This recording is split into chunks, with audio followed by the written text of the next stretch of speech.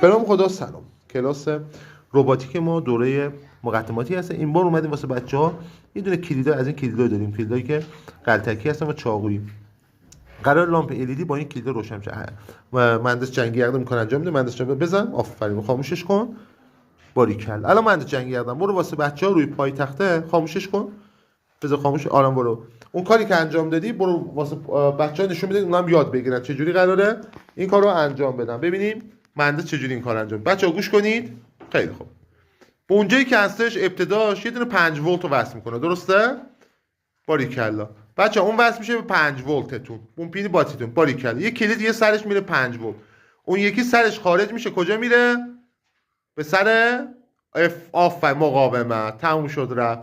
الان بزنه تموم شد. یه سرش بس مثبت قرار گرفت. باریکلا. مهندس جنگی یقدم. یه سرش بس مثبت قرار گرفت. آفرین. یه سر کلیدتون میره به مقاومت 220 یا 300 ohmتون. دست در نکنه. مرسی. باریکلا جنگی یقدم. عادی.